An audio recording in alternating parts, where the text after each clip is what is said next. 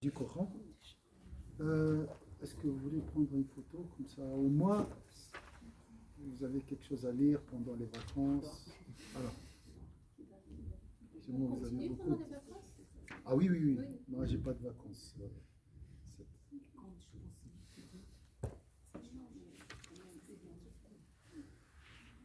En réalité, il n'y a pas de vacances sur cette terre.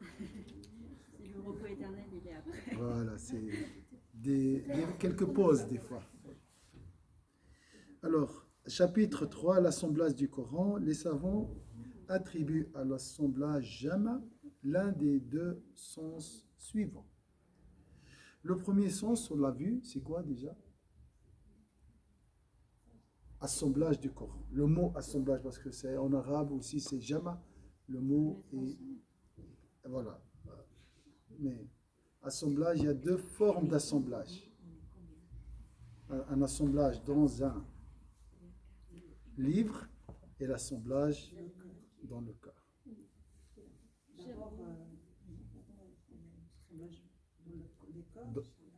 Après dans les livres. En arabe, on dit comment assemblage? Jama. Jama. Jama Jama al-Qulub ou Jama'a, ça vient de la même racine. Jama'a aussi groupe. Jumu'a, le Jumu'a, c'est rassembler. Assembler. Même racine. Le premier sens, l'assemblage au sens de la mémorisation. L'assemblage ici, assembler le Coran dans le cœur. D'accord? Ça, la mémorisation, c'est la signification d'assemblage. D'accord? Ce sens est utilisé par le verset suivant. Ne remue pas la langue pour hâter sa récitation. Son assemblage dans ton cœur et sa fixation dans ta mémoire nous incombent. Alors ça veut dire aussi, préserver. C'est préserver.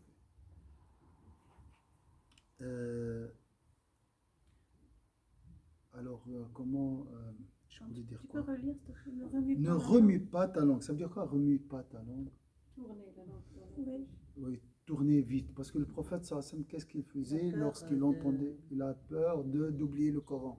Donc il répète avec Sayyidina Jibril. Répète, je sais pas, c'est pas comme ça, mais pour ne pas oublier, il a dit ne remue pas la langue pour hâter sa récitation, son assemblement dans ton cœur et sa fixation dans ta mémoire nous incombe.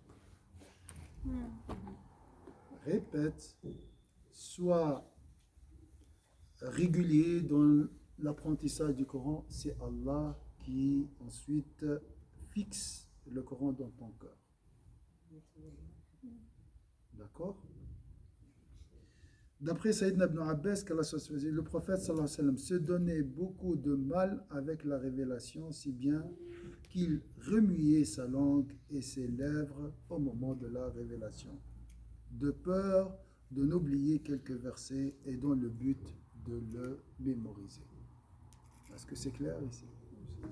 Je répète, d'après Sayyidina Ibn Abbas, le prophète sallallahu alayhi wa sallam se donnait beaucoup de mal avec la révélation, si bien qu'il remuait sa langue et ses lèvres au moment de la révélation. Il répète avec Sayyidina Jibril, de peur d'en oublier quelques versets et dans le but de le mémoriser.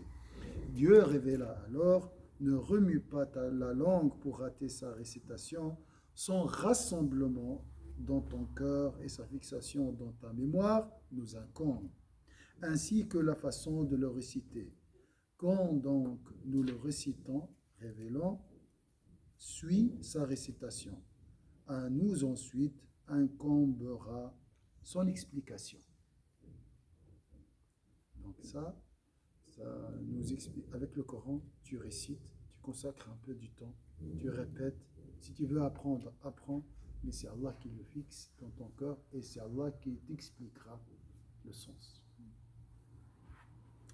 Le deuxième sens, l'assemblage au sens de la retranscription du Coran dans sa totalité.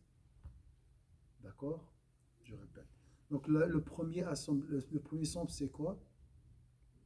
Assemblage, on a dit. La mémorisation. Mémorisation. Deuxième assemblage, Retranscription. retranscription. الجمع يعني في الكتاب. Retranscription du Coran dans sa totalité, versets et sourates dispersés ou versets ordonnés uniquement.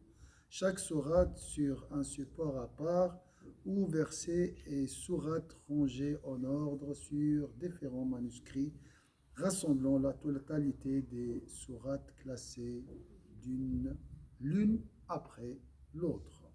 Je répète. Retranscription en arabe, c'est quoi?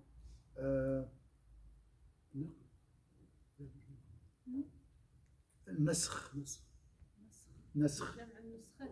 نسخ القرآن مش النسخ كتاب كتابة مش كتاب القرآن c'est écrire le Coran جمع c'est écrire et le mettre en ordre d'accord. Parce que là on dit l'emballage au sens, l'assemblage au sens de la retranscription du Coran. Retranscription parce qu'il était écrit mais c'est sur des faits, des fers, ça c'est séparé, dispersé, d'accord. C'est rassemblage. Dans le mushaf, c'est ça? Oui, mushaf, c'est écrire vraiment dans l'ordre. C'est retranscription. Avant, c'est chaque sahabi, il a Un bout, voilà. Donc, deuxième sens, l'assemblage au sens de la retranscription du Coran dans sa totalité. Versets et sourates dispersés ou versets ordonnés uniquement. Chaque sourate sur un support à part ou versets et sourates rangés en ordre sur différents manuscrits, rassemblant la totalité des sourates classées l'une après l'autre. L'assemblage du Coran fut donc réalisé par deux moyens essentiels, par la voie orale et la voie écrite, deux témoins. Ce qui donne au Coran deux gages d'authenticité. Donc nous avons, alors que les Arabes, ils étaient avant analphabètes. C'était une tradition orale. C'était surtout une tradition orale. L'assemblage du temps du prophète, sallallahu alayhi wa sallam, l'assemblage au sens de la mémorisation. Le prophète, sallallahu alayhi wa sallam, accorda un très grand intérêt au Coran. Il l'attendait avec désir. Ça, j'aime beaucoup, c'est me mettre, imaginer le cœur de Sayyidina Muhammad, le désir de Sayyidina Muhammad. Nous, des fois, moi, je parle des fois, j'ai un devoir de lire un hizb ou un devoir. Qu'Allah nous pardonne. Il tenait tellement à le mémoriser qu'il remuait sa langue avec le Coran avant même que l'ange Gabriel n'ait fini la révélation. Dieu lui demanda alors de ne plus le faire. Il lui donna l'assurance que c'est lui-même, Allah Azza wa Jal, qui prend en charge de fixer le Coran dans le cœur de Sayyidina Muhammad. Vous voyez ce désir? Il attend tout d'abord impatiemment le Coran et après il remuait, donc répétait avec l'ange Gabriel pour ne pas oublier. Subhanallah. Nul donc besoin de hâter sa mémorisation. Et ça c'est très important. Il ne faut pas être stressé à mémoriser le Coran ou à apprendre comment réciter le Coran. Zen, tu gardes toujours ton calme. D'accord? Parce que c'est Allah qui le fixe. Et c'est Allah qui te donnera la volonté, l'effort pour apprendre le Coran. L'équilibre, hein, bien sûr, c'est pas le relaxisme, laisser rien faire, dire c'est Allah qui me donnera le Coran. Non, j'ai un programme fixe, à vie, toujours, d'accord, avec le Coran. Et après, c'est Allah qui donnera, Inch'Allah. C'est lui qui juge si je mérite maintenant ou demain l'explication ou la mémorisation du Coran, d'accord, ou la récitation du Coran aussi. Parce que si tu tu précipites. Comme si tu veux cueillir les fruits avant la saison. Oui. Suivre son rythme. Voilà, un rythme, faire le minimum, mais d'une manière constante. C'est ça Donc la difficulté n'est pas dans ce minimum, la difficulté c'est dans la constance. Après, ajouter et fixer, ajouter et fixer, ajouter et fixer toujours la quantité. Et demander toujours le secours de Dieu, parce que ça c'est le plus important, on l'a dit, le concours providentiel de Dieu. Tawfiq. Le prophète sallallahu alayhi wa sallam mémorisa en effet la totalité du Coran. L'ange Gabriel le lui faisait réviser une fois par an pendant le mois de Ramadan, 2 fois l'année de sa mort.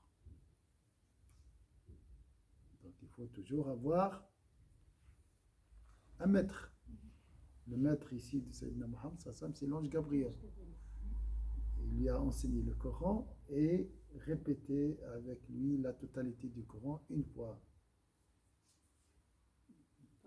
par an et 2 fois l'année de sa mort. Qu'Allah nous donnera l'amour de Sayyidina Muhammad sallallahu alayhi wa sallam. Voilà, on a marqué la présence avec le Coran et on va finir avec la purification. C'est l'heure maintenant? Midi. Dans votre train, midi 8. Mais maintenant, assez. Ah, Le chauffeur privé. faut pas dire comme ça, parce que sinon je vais rester jusqu'à 1 heure. Alors, on peut arrêter ici.